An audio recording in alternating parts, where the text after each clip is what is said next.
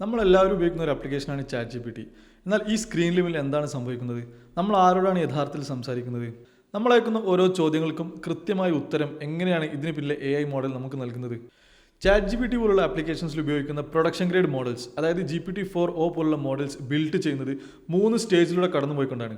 അതായത് pre training, post training, reinforcement learning. എന്താണ് ഈ 3 സ്റ്റേജസ് എന്നും എങ്ങനെയാണ് ഈ സ്റ്റേജിലൂടെ കടന്നുപോയിക്കൊണ്ട് ഒരു production grade AI model build ചെയ്യുന്നതെന്നും കൃത്യമായി നമുക്ക് ഈ വീഡിയോയിൽ നോക്കാം. നമുക്ക് എല്ലാവർക്കും അറിയാം, ചാറ്റ് ജി പി ടി പോലുള്ള ആപ്ലിക്കേഷൻസിന് പിന്നിൽ ഒരു ലാർജ് ലാംഗ്വേജ് മോഡലാണെന്ന്. ഒരു ലാർജ് ലാംഗ്വേജ് മോഡൽ എന്നാൽ ഒരു കോംപ്ലക്സ് മാത്തമാറ്റിക്കൽ ഫംഗ്ഷനായി മനസ്സിലാക്കാം. നമ്മൾ കൊടുക്കുന്ന ഓരോ ടെക്സ്റ്റിനും അതിൻ്റെ തൊട്ടടുത്ത വേർഡ് പ്രെഡിക്റ്റ് ചെയ്യാണ് അത് ചെയ്യുന്നത്. തൊട്ടടുത്ത ഒരു വേർഡ് പ്രെഡിക്റ്റ് ചെയ്യുന്നതിന് പകരം ഒരു സീരീസ് ഓഫ് വേർഡ്സ് പ്രെഡിക്റ്റ് ചെയ്യുകയും അതിൻ്റെ പ്രോബബിലിറ്റി അനുസരിച്ച് അതിൽ നിന്ന് ഏറ്റവും ഉചിതമായത് ചൂസ് ചെയ്യുകയാണ് ചെയ്യുന്നത്. അങ്ങനെയാണെങ്കിൽ എങ്ങനെയാണ് ഒരു മോഡലിന് ഇത്ര കൃത്യമായി അടുത്ത വേർഡ് പ്രെഡിക്റ്റ് ചെയ്യാൻ പറ്റുന്നത്? നമ്മൾ കൊടുക്കുന്ന കോംപ്ലക്സ് ആയിട്ടുള്ള ചോദ്യങ്ങൾക്ക് കൃത്യമായി ഉത്തരം പറയാൻ പറ്റുന്നത് എവിടെ നിന്നാണ് ഇത്ര നോളജ് ലഭിക്കുന്നത്? ഇത് മനസ്സിലാക്കാൻ എങ്ങനെയാണ് ഒരു LLM ബിൽഡ് ചെയ്യുന്നത് എന്ന് നോക്കാം. ബ്രോഡ്ലി പറയുകയാണെങ്കിൽ ഒരു LLM ബിൽഡ് ചെയ്യാൻ 3 സ്റ്റെപ്പുകളുണ്ട്: pre training, post training, reinforcement learning. ആദ്യത്തെ സ്റ്റെപ്പാണ് പ്രീ ട്രെയിനിങ്. ഇതാണ് ഏറ്റവും ഇമ്പോർട്ടൻ്റ് ആയിട്ടുള്ള സ്റ്റെപ്പ്. പ്രീ ട്രെയിനിങ് ആണ് ഒരു മോഡൽ ബിൽഡ് ചെയ്യുന്നതിൻ്റെ ഏറ്റവും ഇമ്പോർട്ടൻ്റ് ആയ സ്റ്റെപ്പ്. മാത്രമല്ല ഏറ്റവും കോസ്റ്റ്ലി ആയ സ്റ്റെപ്പും ഇത് തന്നെയാണ്. ഒരു ലാർജ് ലാംഗ്വേജ് മോഡലിൻ്റെ ഫണ്ടമെൻ്റൽ ലേണിംഗ് നടക്കുന്ന ഭാഗമാണ് പ്രീ ട്രെയിനിങ്.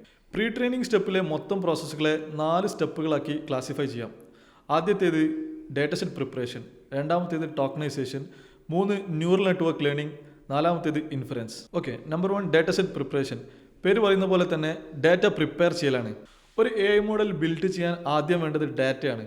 അതായത് ഹൈ ക്വാളിറ്റിയുള്ള, റിച്ച് കണ്ടൻറ്റുള്ള, ഡൈവേഴ്സ് ആയിട്ടുള്ള ഡാറ്റ.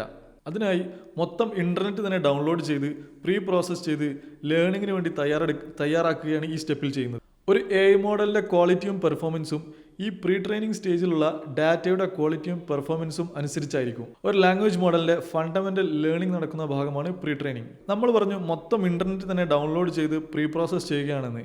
അതെങ്ങനെയാണ് സാധ്യമാവുന്നത്? അതിന് എന്ത് വഴികളാണുള്ളത്? അതിന് 2 വഴികളാണുള്ളത്. ആദ്യത്തേത് build your own data set. നമ്മൾ തന്നെ നമ്മുടെ ഡാറ്റ സെറ്റ് ക്രോളേഴ്സ് യൂസ് ചെയ്ത് ബിൽഡ് ചെയ്തെടുക്കുകയാണ്. രണ്ടാമത്തേത് open source data set use ചെയ്യലാണ്. സ്വന്തം ഡേറ്റ സെറ്റ് ബിൽഡ് ചെയ്യൽ എല്ലാവർക്കും സാധ്യമാവണമെന്നില്ല. ലാർജ് കമ്പനീസായ ഓപ്പൺ AI, ആന്ത്രോപിക് പോലുള്ള കമ്പനികൾ അവരുടേതായ ക്രോളേഴ്സ് ബിൽഡ് ചെയ്ത് ലാർജ് കമ്പ്യൂട്ടേഷൻ യൂസ് ചെയ്ത് മാസങ്ങളോളം റൺ ചെയ്തിട്ടാണ് ഡാറ്റ സെറ്റ് ക്രിയേറ്റ് ചെയ്യുന്നത്. അതവർ പ്രൊപ്രൈറ്ററി ആയി വെക്കുകയും പുറത്തേക്ക് ഓപ്പൺ സോഴ്സായി റിലീസ് ചെയ്യാതിരിക്കുകയും ചെയ്യും. ഈ വഴി എല്ലാവർക്കും പോസിബിൾ ആണെന്നില്ല. രണ്ടാമത്തെ വഴി എന്ന് പറയുന്നത് ഇൻ്റർനെറ്റ് ക്രോൾ ചെയ്യുന്ന ഓപ്പൺ സോഴ്സ് കമ്പനീസ് ഉണ്ട്. അവർ റിലീസ് ചെയ്യുന്ന ഡാറ്റ ഉപയോഗിക്കലാണ്. അത്തരത്തിലുള്ള ഓർഗനൈസേഷനാണ് കോമൺ ക്രോൾ. ഈ വീഡിയോ നിങ്ങൾക്ക് ഹെൽപ്ഫുൾ ആണെങ്കിൽ ഇതുപോലുള്ള വീഡിയോസ് മിസ്സാവാതിരിക്കാൻ കൺസിഡർ സബ്സ്ക്രൈബിംഗ്. 2007 തൊട്ട് വെബ് ക്രോൾ ചെയ്യുന്ന ഒരു നോൺ പ്രോഫിറ്റ് ഓർഗനൈസേഷനാണ് കോമൺ ക്രോൾ. കോമൺ ക്രോൾ എന്ന കമ്പനി ഏകദേശം 200 to 400 ടെറാബൈറ്റ് ടെക്സ്റ്റുവൽ ഡാറ്റ, അതായത് ടെക്സ്റ്റ് മാത്രമുള്ള ഡാറ്റ ഇൻ്റർനെറ്റ് മൊത്തം ക്രോൾ ചെയ്ത് ഓരോ 2 to 4 മാസം കൂടുമ്പോഴും റിലീസ് ചെയ്യാറുണ്ട്. അത് ഓപ്പൺലി അവൈലബിൾ ആയിരിക്കും. ഒരു ഉദാഹരണത്തിന് കോമൺ ക്രോൾ 2024 ഏപ്രിൽ മാസത്തിൽ ഏകദേശം 2.7 ബില്യൺ വെബ്സൈറ്റ്സ് ക്രോൾ ചെയ്ത് 386 ടെറാബൈറ്റ്സ് ഡാറ്റ റിലീസ് ചെയ്തു.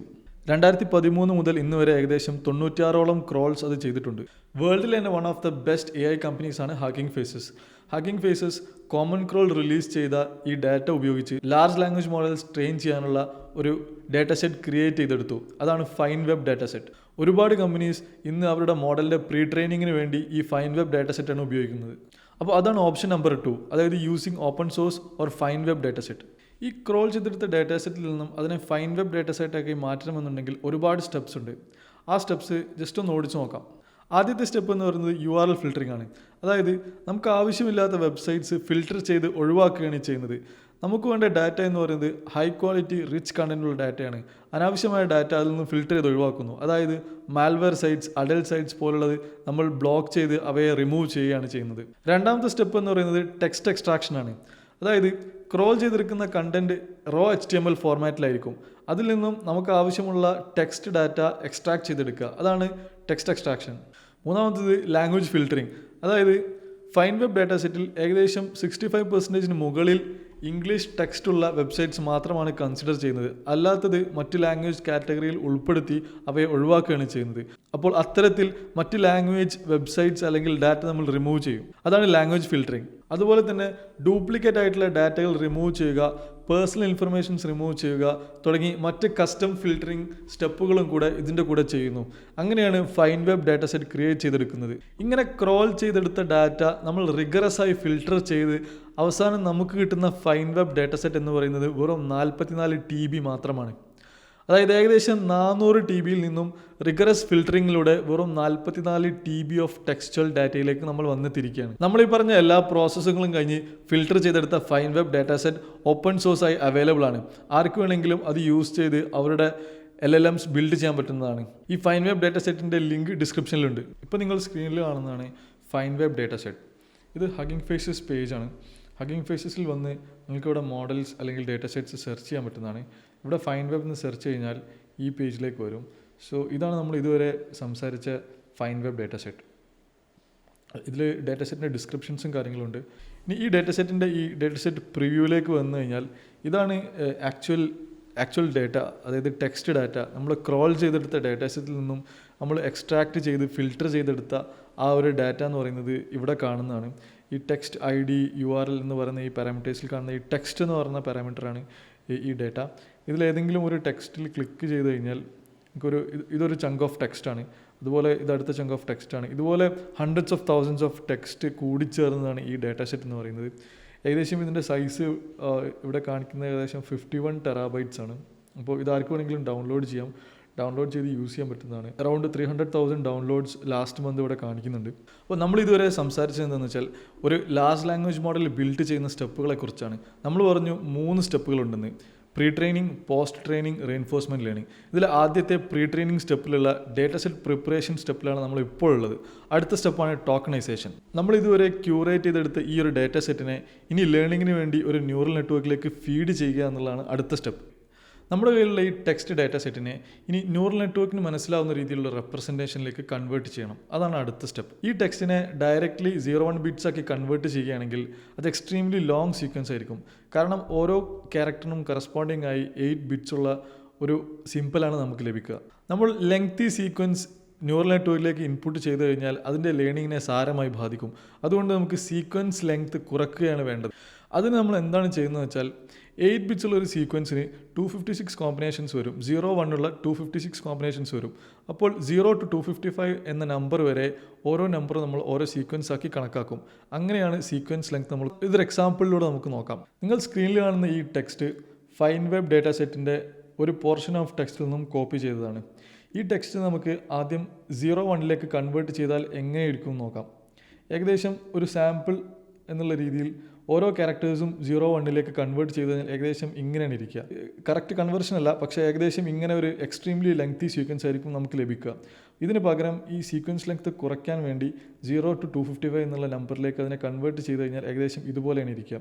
അപ്പോൾ നമ്മൾ നേരത്തെ കാണിച്ച ടെക്സ്റ്റിനെ ടോക്കണിലേക്ക് കൺവേർട്ട് ചെയ്ത് കഴിഞ്ഞാൽ ഇങ്ങനെ ആയിരിക്കും ഉണ്ടായിരിക്കുക. അപ്പോൾ എസെൻഷ്യലി നമ്മുടെ ഡേറ്റ സെറ്റിലെ ടെക്സ്റ്റിലെ ഓരോ ക്യാരക്ടറും ഇതുപോലെ 0 to 255 എന്ന നമ്പറിലെ ഏതെങ്കിലും ഒരു ക്യാരക്ടർ ആയിരിക്കും. അപ്പോൾ ഇവിടെ നമ്മൾ ഓരോ ക്യാരക്ടേഴ്സിനെയും, അതായത് നമ്മുടെ ഡേറ്റ സെറ്റിലെ ടെക്സ്റ്റിൻ്റെ ഓരോ ക്യാരക്ടേഴ്സിനെയും നമ്മൾ 0 to 255 എന്ന ഏതെങ്കിലും ഒരു നമ്പറിലേക്ക് മാപ്പ് ചെയ്യുകയാണ് ചെയ്യുന്നത്. ഇതൊരു എക്സാമ്പിൾ മാത്രമാണ്. ആക്ച്വൽ പ്രൊഡക്ഷൻ ഗ്രേഡ് സെറ്റപ്പിൽ ഇത് വളരെ വലുതായിരിക്കും. അതായത് നമ്പർ ഓഫ് സീക്വൻസ് എന്ന് പറയുന്നത് ഇതിനേക്കാൾ വളരെ കൂടുതലായിരിക്കും. നമ്മൾ എന്തിനാണ് ഇങ്ങനെയൊക്കെ ചെയ്യുന്നത്? നമ്മൾ പറഞ്ഞു ന്യൂറൽ നെറ്റ്വർക്ക് ഇൻപുട്ടായിട്ട് എടുക്കുക ഒരു finite set of 1 dimensional sequences ആണ്. അപ്പോൾ നമ്മുടെ ടെക്സ്റ്റിനെ സീക്വൻസസ് ആക്കി കൺവേർട്ട് ചെയ്ത് അതിനെ ന്യൂറൽ നെറ്റ്വർക്കിലേക്ക് ഇൻപുട്ടാക്കി കൊടുക്കുകയാണ് ചെയ്യുന്നത്. അതിനുവേണ്ടി നമ്മുടെ ടെക്സ്റ്റിനെ ഡയറക്റ്റ്ലി 0-1 റെപ്രസെൻറ്റേഷനിലേക്ക് കൺവേർട്ട് ചെയ്ത് കഴിഞ്ഞാൽ നമ്മുടെ സീക്വൻസ് ലെങ്ത് എക്സ്ട്രീംലി ലോങ് ആകും. ആ ലെങ്ത് കുറയ്ക്കാൻ വേണ്ടിയിട്ടാണ് നമ്മളിങ്ങനെ കൺവേർട്ട് ചെയ്യുന്നത്. നമ്മൾ പറഞ്ഞു ഒരു പ്രൊഡക്ഷൻ ഗ്രേഡ് മോഡൽ അല്ലെങ്കിൽ GPT-4o പോലുള്ള മോഡൽസിൽ സിമ്പിൾസിൻ്റെ എണ്ണം വളരെ കൂടുതലായിരിക്കുമെന്ന്. ഈ GPT-4o എന്ന മോഡലിൽ ഏകദേശം 100,277 സിമ്പിൾസ് ഉണ്ട്. അപ്പോൾ നമ്മുടെ ഡാറ്റ സെറ്റിനെ ഇങ്ങനെ കൺവേർട്ട് ചെയ്ത് കഴിഞ്ഞപ്പോൾ നമുക്ക് 256 സിമ്പിൾസ് ഉള്ള, അതായത് 0 to 255 എന്നുവരെ നമ്പറുള്ള ഷോർട്ട് സീക്വൻസസ് ആണ് ലഭിച്ചത്. ഇനി ഇതിനെ നമുക്ക് ന്യൂറൽ നെറ്റ്വർക്കിലേക്ക് ഇൻപുട്ടായി കൊടുക്കാം. ഡാറ്റ സെറ്റിനെ ഇങ്ങനെ റോ ടെക്സ്റ്റിൽ നിന്നും സിമ്പിൾസിലേക്ക് കൺവേർട്ട് ചെയ്യുന്ന ഈ പ്രോസസ്സിനെയാണ് ആക്ച്വലി ടോക്കണൈസേഷൻ എന്ന് പറയുന്നത്. ടോക്കണൈസേഷൻസ് എങ്ങനെയാണ് ആക്ച്വലി നടക്കുന്നത് എന്ന് നമുക്ക് ടെസ്റ്റ് ചെയ്യാനും പരിചയപ്പെടാനും പറ്റിയൊരു വെബ്സൈറ്റാണ് ടിക്ടോക്കനൈസർ. നിങ്ങൾ ഈ സ്ക്രീനിൽ കാണുന്നതാണ് ടിക്ടോക്കനൈസറിൻ്റെ വെബ്സൈറ്റ്. നമ്മൾ കൊടുക്കുന്ന ടെക്സ്റ്റിന് റെസ്പെക്റ്റീവ് ആയിട്ടുള്ള ടോക്കണിൻ്റെ അക്കൗണ്ടും ആ ടോക്കൺ എങ്ങനെയാണ് ക്ലാസിഫൈ ചെയ്യുന്നതും ആ റെസ്പെക്റ്റീവ് ടോക്കൺസും ഇവിടെ റൈറ്റ് സൈഡിൽ കാണിക്കും. ഞാനിവിടെ ഹലോ വേൾഡ് എന്ന് കൊടുക്കുകയാണ്. അപ്പോൾ നിങ്ങൾ സ്ക്രീനിൽ കാണുന്ന പോലെ ഈ ഹലോ വേൾഡ് എന്നുള്ള ടെക്സ്റ്റ് എന്ന് പറയുന്നത് 2 ടോക്കൺസ് ആണ്. അതുപോലെ അതെങ്ങനെയാണ് സ്പ്ലിറ്റ് ചെയ്തതെന്ന് നമുക്കിവിടെ കാണാം. അതുപോലെ ഓരോ ടോക്കൺസും റെസ്പെക്റ്റീവ് ആയിട്ടുള്ള ടോക്കൺ നമ്പർ, ആ ടോക്കൺ എന്താണെന്ന് ഇവിടെ താഴെ കാണാൻ പറ്റും. നമ്മൾ ഇവിടെ കൊടുക്കുന്നതനുസരിച്ച് ആ ടോക്കൺ കൗണ്ട്സ് കൂടും. അതെങ്ങനെയാണ് സ്പ്ലിറ്റ് ചെയ്യുന്നത്? അപ്പോൾ ഒരു വേർഡ് ഒരു ടോക്കണായിട്ടല്ല കണക്കാക്കുക. അപ്പോൾ ആ ടോക്കണൈസറിൻ്റെ ഓരോ ടോക്കണൈസറും ഡിഫറെൻ്റ് ആയിരിക്കും. അപ്പോൾ നമ്മളിവിടെ സെലക്ട് ചെയ്തത് GPT-4o ആണ്. ഓരോ മോഡൽസ് ബിൽഡ് ചെയ്യാനും അവരുടേതായ കസ്റ്റം ടോക്കണൈസേഴ്സ് ആയിരിക്കും യൂസ് ചെയ്തിട്ടുണ്ടാവുക. മൊത്തം ഡാറ്റ സെറ്റ് ഇതുപോലെ ഓരോ ടോക്കൺസ് ആക്കിയിട്ട് കൺവേർട്ട് ചെയ്തിട്ട് ആ റെസ്പെക്റ്റീവ് ടോക്കൺസ്, ഈ സീക്വൻസസ് ആണ് നമ്മൾ ആക്ച്വലി ന്യൂറൽ നെറ്റ്വർക്കിലേക്ക് ഇൻപുട്ട് ചെയ്യാൻ പോകുന്നത്. അപ്പോൾ നമ്മുടെ ഡാറ്റ സെറ്റിനെ നമ്മൾ സിമ്പിൾസ് ആക്കി സീക്വൻസസ് ആക്കി കൺവേർട്ട് ചെയ്തു. ഈ കിട്ടിയ ടോക്കൺസിനായിരിക്കും നമ്മൾ ന്യൂറൽ നെറ്റ്വർക്കിലേക്ക് ഫീഡ് ചെയ്യാൻ പോകുന്നത്. ഇതുവരെ നമ്മൾ പറഞ്ഞത് പ്രീ ട്രെയിനിങ് സ്റ്റേജിലെ 2 സ്റ്റെപ്പുകളാണ്, അതായത് ഡാറ്റ സെറ്റ് പ്രിപ്പറേഷനും ടോക്കണൈസേഷനും. ഇനി step number 3 neural network learning. ഇതാണ് ഒരു ലാർജ് ലാംഗ്വേജ് മോഡൽ ബിൽഡ് ചെയ്യുന്നതിലെ ഏറ്റവും ഇമ്പോർട്ടൻ്റ് ആയ സ്റ്റെപ്പ്. ഇവിടെയാണ് ഇൻ്റലിജൻസ് അല്ലെങ്കിൽ ലേണിംഗ് ഹാപ്പൻ ചെയ്യുന്നത്. എന്താണ് ന്യൂറൽ നെറ്റ്വർക്ക്? ന്യൂറൽ നെറ്റ്വർക്ക്സ് എന്ന് പറഞ്ഞു കഴിഞ്ഞാൽ ഹ്യൂമൻസിൻ്റെ ബയോളജിക്കൽ നെറ്റ്വർക്ക്സിൽ നിന്നും ഇൻസ്പയർഡ് ആയി ക്രിയേറ്റ് ചെയ്ത ഒരു അൽഗോരിതം അല്ലെങ്കിൽ കമ്പ്യൂട്ടർ പ്രോഗ്രാമാണ് ന്യൂറൽ നെറ്റ്വർക്ക്സ്. നമ്മൾ കൊടുക്കുന്ന ഇൻപുട്ട് ഡാറ്റ അല്ലെങ്കിൽ സീക്വൻസിൽ നിന്നും അതിലെ പാറ്റേൺസ് ഐഡൻറ്റിഫൈ ചെയ്തെടുക്കുകയാണ് ന്യൂറൽ നെറ്റ്വർക്ക്സ് ചെയ്യുന്നത്. ഇതിനാണ് ന്യൂറൽ നെറ്റ്വർക്ക് ലേണിംഗ് എന്ന് പറയുന്നത്. നമ്മുടെ കേസിൽ നമ്മൾ ഇതുവരെ നമ്മുടെ ഡാറ്റ സെറ്റ് ക്രിയേറ്റ് ചെയ്തു. ആ ഡാറ്റ സെറ്റിനെ സീക്വൻസ് ഓഫ് സിമ്പിൾസ് ആക്കി നമ്മൾ കൺവേർട്ട് ചെയ്തു. ഇനി ഈ സീക്വൻസ് ഓഫ് സിമ്പിൾസിനെ നമുക്ക് ന്യൂറൽ നെറ്റ്വർക്കിലേക്ക് ലേണിങ്ങിന് വേണ്ടി ഇൻപുട്ട് ചെയ്യണം. അതാണ് അടുത്ത സ്റ്റെപ്പ്. ഇങ്ങനെ ന്യൂറൽ നെറ്റ്വർക്കിനെ ട്രെയിൻ ചെയ്യാൻ വേണ്ടി നമ്മൾ ചെയ്യുന്നത്, നമ്മുടെ കയ്യിലെ ഡാറ്റ സെറ്റിൽ നിന്നും ഒരു വിൻഡോ ഓഫ് ടോക്കൺസ് സെലക്ട് ചെയ്യുകയും ആ ടോക്കൺസ് ന്യൂറൽ നെറ്റ്വർക്കിലേക്ക് ഫീഡ് ചെയ്ത് അതിൻ്റെ തൊട്ടടുത്ത ടോക്കൺ പ്രെഡിക്റ്റ് ചെയ്യാൻ ശ്രമിക്കുകയാണ് ചെയ്യുന്നത്. ഇങ്ങനെ ചെയ്യുന്ന പ്രോസസ്സിൽ ഒരു മാത്തമാറ്റിക്കൽ അപ്ഡേറ്റ് വഴി ന്യൂറൽ നെറ്റ്വർക്കിൻ്റെ വെയ്റ്റ്സ് എന്ന പാരാമീറ്റർ നമ്മുടെ ഡാറ്റ സെറ്റിൻ്റെ സ്റ്റാറ്റിസ്റ്റിക്കൽ പാറ്റേൺസിന് അനുയോജ്യമായ രീതിയിൽ ട്യൂൺഡ് ആവുകയാണ് ചെയ്യുന്നത്. ഈ വിൻഡോ ഓഫ് ടോക്കൺസിൻ്റെ സൈസിനെ നമ്മൾ കോണ്ടെക്സ്റ്റ് വിൻഡോ എന്നാണ് പറയുന്നത്. ഈ കോണ്ടെക്സ്റ്റ് സൈസ് ഏകദേശം 0 to 8000 വരെ ആയിരിക്കും ഉണ്ടായിരിക്കുക. ഇനി നമുക്കൊരു എക്സാമ്പിളിലൂടെ ഇത് എങ്ങനെയാണ് ഹാപ്പൻ ചെയ്യുന്നത് നോക്കാം. നമ്മുടെ ടെക്സ്റ്റ് ഡാറ്റയിൽ നിന്നും ഒരു ചെറിയ പോർഷനാണ് ഞാനിവിടെ എടുത്തിരിക്കുന്നത്. ഇതിന് റെസ്പെക്റ്റീവ് ആയിട്ടുള്ള ടോക്കൺസ് നിങ്ങൾക്ക് ഇവിടെ കാണാം. ഇത് ഹൗ ഡു യു ഡിസൈഡ് എന്ന ഈ ഒരു ടെക്സ്റ്റിന് അത് റെസ്പെക്റ്റീവ് ആയിട്ടുള്ള ടോക്കൺസ് ആണ്. ഹൗവിൻ്റെ ടോക്കണാണ് 4438, ഡു എന്ന വേർഡിൻ്റെ ടോക്കണാണ് 656 റെസ്പെക്റ്റീവ്ലി. അപ്പോൾ ഈ ഒരു സെറ്റ് ഓഫ് സീക്വൻസ് അല്ലെങ്കിൽ ഈ ഒരു ടോക്കൺസ് നമ്മൾ ന്യൂറൽ നെറ്റ്വർക്കിലേക്ക് ഫീഡ് ചെയ്യുകയാണ് ചെയ്യുന്നത്. നമ്മളിപ്പോൾ പറയുന്നത് എങ്ങനെയാണ് ന്യൂറൽ നെറ്റ്വർക്കിൽ ട്രെയിനിങ് അല്ലെങ്കിൽ ലേണിംഗ് നടക്കുന്നത് എന്നാണ്. നമ്മുടെ ഈ ടോക്കൺ സീക്വൻസിനെ ന്യൂറൽ നെറ്റ്വർക്കിലേക്ക് ഇൻപുട്ട് ചെയ്യുകയാണ് ചെയ്യുന്നത്. നമ്മൾ ചെയ്യുന്നത് അടുത്ത ടോക്കണിനെ പ്രെഡിക്റ്റ് ചെയ്യാൻ ശ്രമിക്കുകയാണ്. അപ്പോൾ നമ്മൾ പറഞ്ഞു നമ്മുടെ വൊക്കാബുലറി അല്ലെങ്കിൽ മൊത്തം സിമ്പിൾ സൈസ് എന്ന് പറയുന്നത് ഇവിടെ പ്രൊഡക്ഷൻ ഗ്രേഡ് മോഡൽസിൽ ഏകദേശം 100,000 സിമ്പിൾസ് ഉണ്ടാവും. ഇവിടെ 100,277 ആണ് സിമ്പിൾ സൈസ്. അതുകൊണ്ട് തന്നെ ഈ നെറ്റ്വർക്ക് 100,277 സിമ്പിൾസും അതിൻ്റെ റെസ്പെക്റ്റീവ് ആയിട്ടുള്ള പ്രോബിലിറ്റീസും പ്രെഡിക്റ്റ് ചെയ്യും. ഇനീഷ്യലി ലേണിംഗ് ഒന്നും ഇല്ലാത്ത സമയത്ത് ഈ നെറ്റ്വർക്കിൻ്റെ വെയിറ്റ് എന്ന് പറയുന്നത് റാൻഡംലി ഇനീഷ്യലൈസ്ഡ് ആയിരിക്കും. നമ്മൾ പറഞ്ഞു ഇനീഷ്യലി റാൻഡംലി അസൈൻഡ് ആയതുകൊണ്ട് തന്നെ ഈ പ്രോബിലിറ്റീസ് ഇപ്പോൾ ഇവിടെ കാണുന്ന ഈ പ്രോബിലിറ്റീസ് ഒക്കെ റോങ് ആയിരിക്കും.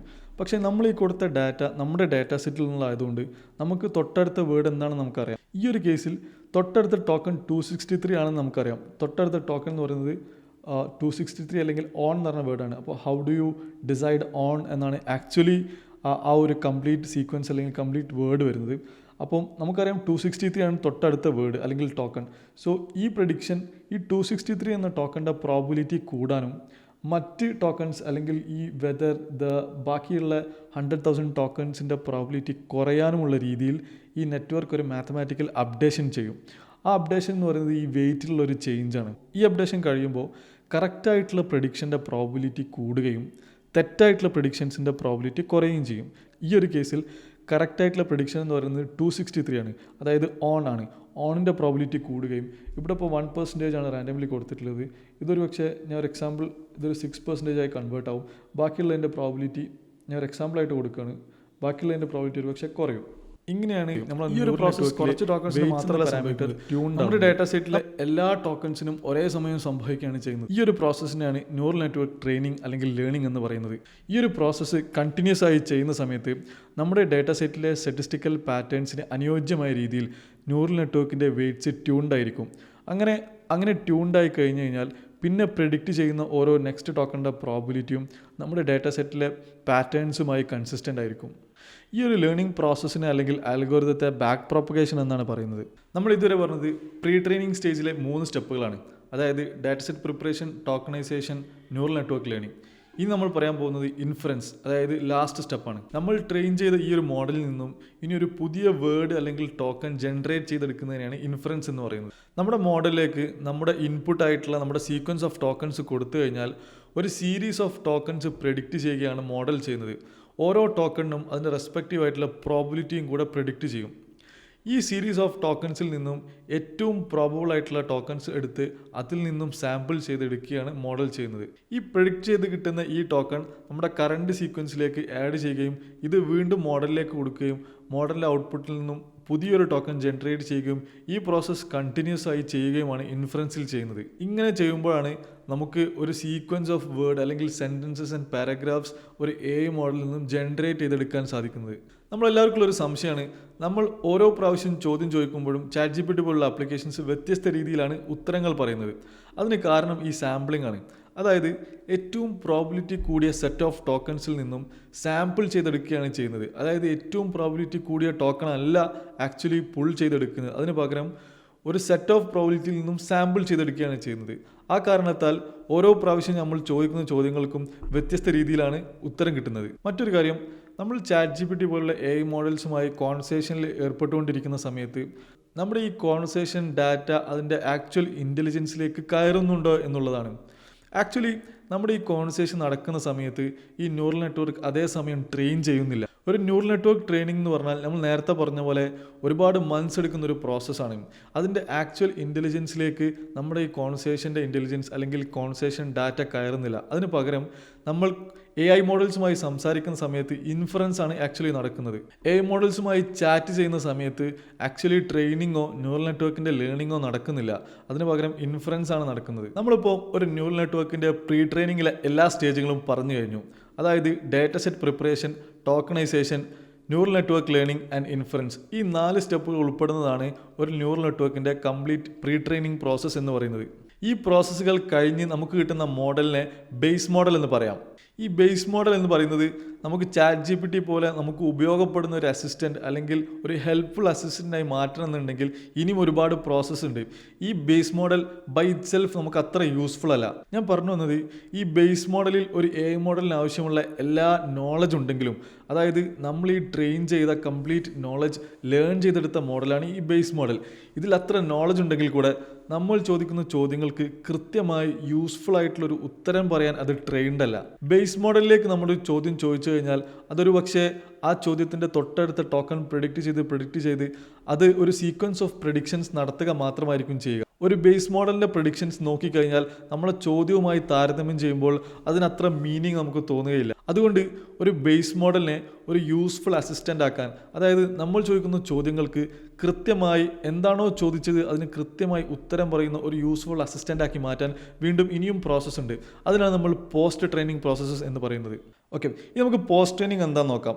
നമ്മൾ പറഞ്ഞു, പോസ്റ്റ് ട്രെയിനിങ്ങിൽ നമ്മുടെ ബേസ് മോഡലിനെ നമുക്ക് ആവശ്യമായ ഒരു യൂസ്ഫുൾ അസിസ്റ്റൻ്റ് ആക്കി മാറ്റാനുള്ള ട്രെയിനിങ് കൊടുക്കുകയാണ് ചെയ്യുന്നത്. ഈ ബേസ് മോഡലിലുള്ള കംപ്ലീറ്റ് നോളജ് ഉപയോഗപ്പെടുത്തി നമുക്ക് ആവശ്യമുള്ള രീതിയിൽ ഈ മോഡൽ റെസ്പോണ്ട് ചെയ്യത്തക്ക വിധം ഈ മോഡലിനെ ഇനി ഒന്നുകൂടെ ട്രെയിൻ ചെയ്തെടുക്കണം. അതാണ് പോസ്റ്റ് ട്രെയിനിങ് പ്രോസസ്സിൽ നടക്കുന്നത്. ഈ ഒരു കാര്യം നമ്മുടെ മോഡലിനെ പഠിപ്പിക്കണമെന്നുണ്ടെങ്കിൽ നമുക്ക് എങ്ങനെയാണ് ഒരു ചോദ്യത്തിന് കൃത്യമായി ഒരു ഇൻ്റലിജൻ്റ് ആയ ഒരു ഹ്യൂമൻ ഉത്തരം പറയുന്നത് എന്ന് നമ്മളെ മോഡലിനെ പഠിപ്പിക്കണം. അതിനുവേണ്ടി വ്യത്യസ്ത ടോപ്പിക്കുകളിൽ നിന്നും വ്യത്യസ്ത മേഖലകളിൽ നിന്നുമായിട്ട് ഒരുപാട് ചോദ്യങ്ങൾ കളക്ട് ചെയ്യും.